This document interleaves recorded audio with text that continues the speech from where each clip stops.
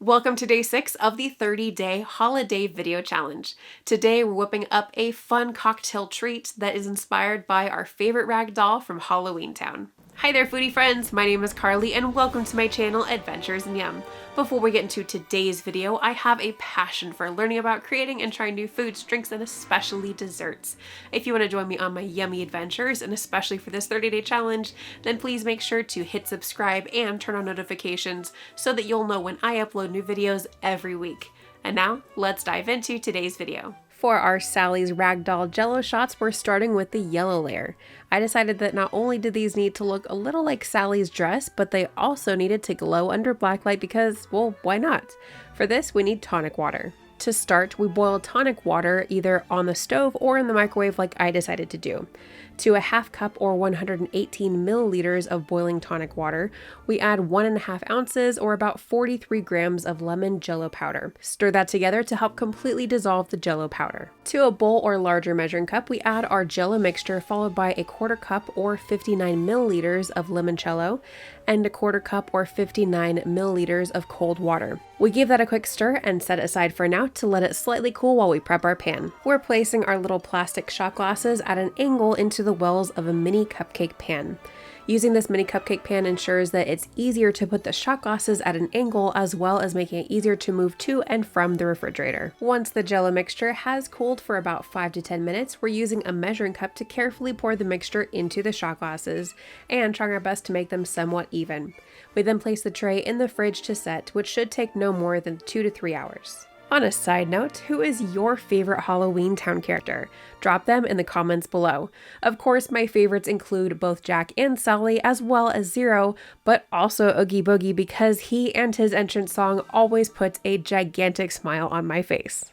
We then repeat the same process with the next layer. To a half cup or 118 milliliters of boiling tonic water, we add 1.5 ounces or about 43 grams of cherry Jell-O powder and stir it together. To a bowl or larger measuring cup, we add our Jell-O mixture followed by a 1/4 cup or 59 milliliters of raspberry or strawberry flavored vodka and a 1/4 cup or 59 milliliters of cold water. Give that a quick stir and set it aside for about 10 to 15 minutes to let it cool.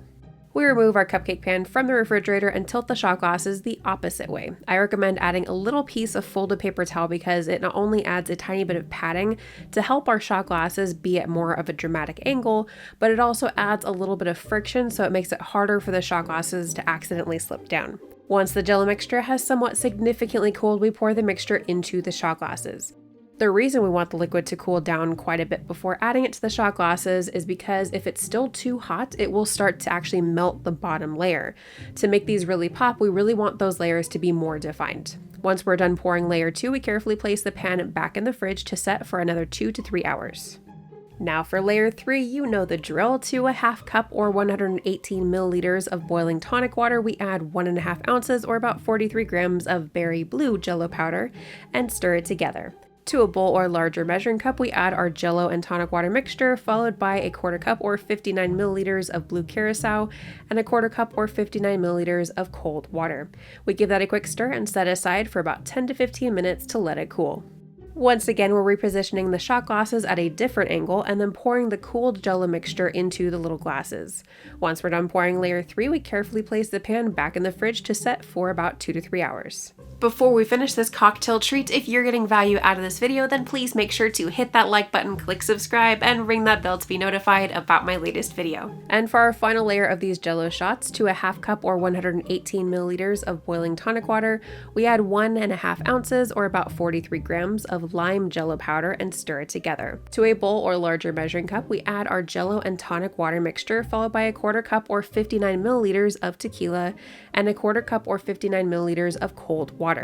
We give that a quick stir and then we add a little bit of black food gel color. Once we mix that in, we set the mixture aside to cool for about 10 to 15 minutes. Okay, so I forgot to film this part, but we remove the little paper towel pieces and stand the shot glasses up in the pan.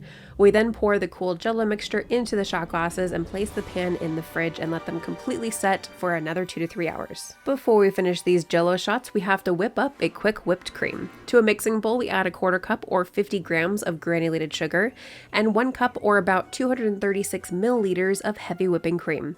Whisk this either by hand or with a hand mixer until it achieves soft peaks, but almost getting close to stiff peaks. Then we add a tiny bit of food gel color. To my whipped cream, I added a tiny bit of green to make it a kind of like a light mint color. To make the color closer to Sally's skin, add a tiny bit of blue food gel color. We whip this until the color is thoroughly mixed and the whipped cream holds stiff peaks. We add our whipped cream to a piping bag fitted with a Wilton 1M piping tip, and we pipe little dollops of whipped cream on top of our Jell-O shots. And then for our finishing touch, a little sprinkle of red sugar sprinkles to represent Sally's red hair. I was so excited with how these turned out. What do you think? They are fruity and have a light alcohol flavor that isn't too strong. However, if you do like shots that are stronger, simply replace the cold water in each layer with more alcohol. It wasn't easy to capture at all, but here is a picture of the Jell-O shot with the black light on it. You can also find this cocktail treat on my website, adventuresinyum.net. The link is in the description below. Make sure to come back tomorrow for day 7, where we're making some fun homemade peanut butter cup treats. If you're interested in checking out some of the products that I use in this video, then please make sure to check out the video description below for their Amazon links. Thank you so much for joining me today, foodie friends. I'll see you next time for another spooktacular, yummy adventure.